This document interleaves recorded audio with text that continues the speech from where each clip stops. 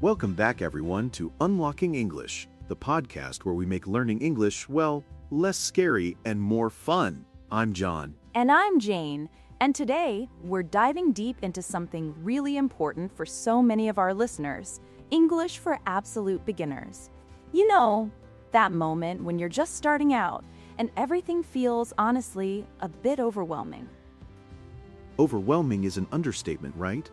I remember my own journey with another language, and those first steps are genuinely the hardest.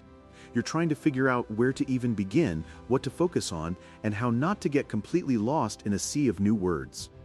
Absolutely! It's like standing at the base of a huge mountain and looking up, thinking, how am I ever going to get to the top? But here's the secret. You don't climb the mountain in one go. You take one step at a time, and you celebrate every tiny victory. That's such a great analogy, Jane. So for our listeners who are literally just starting with hello and thank you, what's the very first thing you'd tell them to do? Beyond just listening to us, of course. Oh, beyond us, naturally. My number one piece of advice, and I can't stress this enough, is to find your why. Why do you want to learn English? Is it for travel, for work, to connect with friends or family, to watch movies without subtitles? When you have a clear motivation, it makes those tough days so much easier to push through. That's powerful. If it's just because, it's hard to stay committed. But if it's, I want to be able to order coffee confidently in London, that's a tangible goal. So once you've got your why, what's next for someone with literally zero English? Okay, so for true beginners, I'd say immerse yourself, even in small doses. And I don't mean fly to an English-speaking country right away. I mean, try to change your phone language to English, or your computer. Start labeling things around your house. Table, chair, book, window. Simple, concrete nouns. Oh, that's clever. It makes the language part of your everyday environment, rather than something you only do during a dedicated study time. It's like passive learning almost, and then you start associating the object with the English word directly instead of translating in your head. Exactly. And speaking of immersion, even at a beginner level, try to expose yourself to English audio.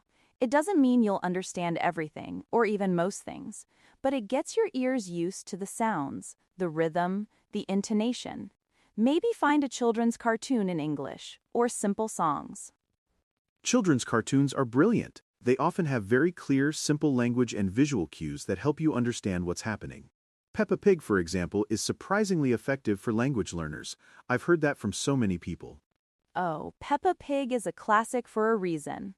So for vocabulary, after those household items, I'd suggest focusing on high-frequency words. Don't try to learn every word in the dictionary. Start with the most common ones. Verbs like to be, to have, to go.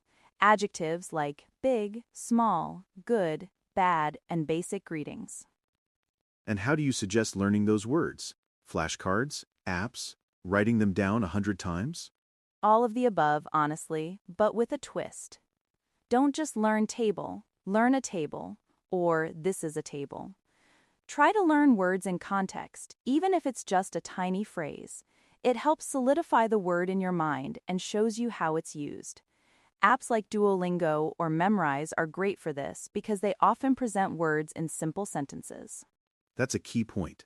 A word in isolation is hard to remember and even harder to use. But a small phrase, that's a building block. What about grammar? I know for a lot of beginners, grammar can feel like the scariest monster in the room.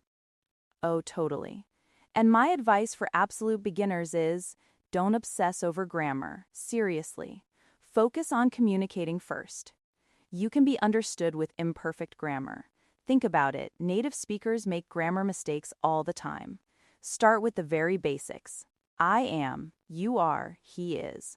Present simple. Don't dive into past perfect continuous just yet. That's such a relief to hear for many, I'm sure. It takes so much pressure off. Just try to get your message across. You'll naturally pick up on grammar patterns as you expose yourself more to the language, right? Exactly. And when you do feel ready to tackle some grammar, pick one simple concept at a time. Maybe the plural of nouns, or how to ask a simple yes-no question. And find resources that explain it visually or with lots of simple examples, not just abstract rules.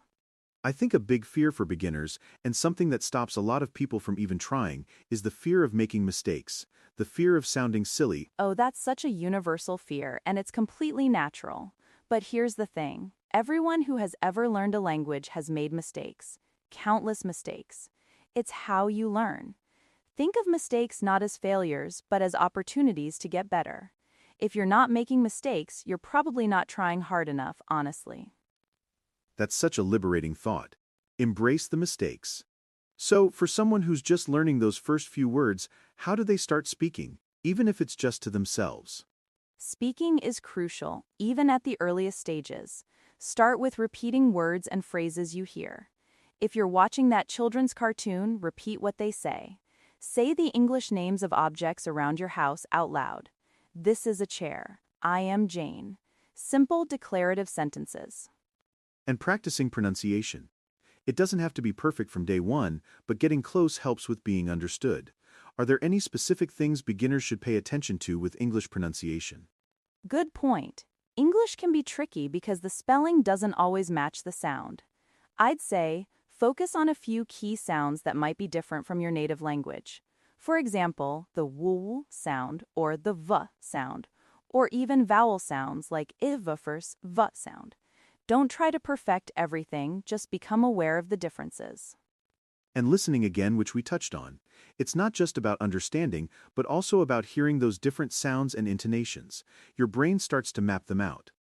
Absolutely. Think of listening as building a foundation.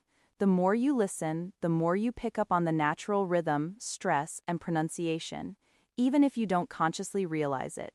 It's like osmosis. That's why even background English can be beneficial. I totally agree. Let's talk about setting realistic expectations. A lot of people start with so much enthusiasm, and then they get discouraged when they're not fluent in 3 months. Oh, that's a huge one. Fluency takes time, dedication, and consistent effort. For beginners, a realistic goal is to be able to understand and use very simple phrases. Introduce yourself, ask basic questions, and understand basic directions. Celebrate these small milestones. So true. Being able to say, "My name is John," and understand what is your name is a massive achievement when you're starting from zero. That's a real-world interaction. It really is. And you know what? Don't compare your progress to anyone else's. Everyone's journey is unique. Some people pick up languages faster, some slower. The important thing is that you're moving forward, however slowly. That's excellent advice. And how about finding resources? There are so many apps, websites, books out there. How does a beginner navigate that? It can definitely be overwhelming. I'd say start with one or two main resources and stick with them for a while. Don't jump from app to app or book to book every week. Maybe one app like Duolingo or Memrise for daily practice, and one simple textbook or online course for a bit more structure. Consistency over quantity, right? A little bit every day is far more effective than trying to do a marathon study session once a week. Exactly. Even 10-15 minutes a day, consistently, will yield much better results than cramming for hours once a month. Make it a habit. Tie it to something you already do, maybe while you're having your morning coffee or waiting for the bus. I've heard people say they put sticky notes on their fridge with new words. That visual cue every time you open the fridge just reinforces it. Yes, or even simple things like changing your phone's language, as we mentioned earlier, or looking up the English names of common foods at the grocery store. It's about finding those little pockets of opportunity throughout your day. And the key takeaway for beginners, I think, is to be kind to yourself. It's a journey, not a race. There will be good days and frustrating days. Absolutely. Celebrate every small victory. You understood a single word in a song? That's amazing. You managed to ask for coffee, please, and got it. Incredible. Those small wins build momentum and keep you motivated. And don't be afraid to experiment with different learning methods. What works for one person might not work for another. Try different apps, different types of audio, different ways of practicing. Find what clicks for you. That's so true. Some people are very visual learners, others learn best by doing, by speaking. Experiment, be curious, and don't be afraid to switch things up if something isn't working for you. The most important thing is that you keep going. So to recap for our absolute beginners, find your why. Immerse yourself in small ways. Focus on high-frequency words in context. Don't obsess over grammar initially. Embrace mistakes. Practice speaking even if it's to yourself, and be consistent. Did I miss anything, Jane? You got it all, John! And remember, every expert was once a beginner. So take that first step, or that 100th tiny step, and know that you're on your way to unlocking a whole new world with English. You've got this. Fantastic advice, Jane. Thank you so much for sharing your insights today. And to all our listeners, thank you for tuning in. Keep practicing, keep learning, and we'll catch you next time on Unlocking English's. Bye, everyone.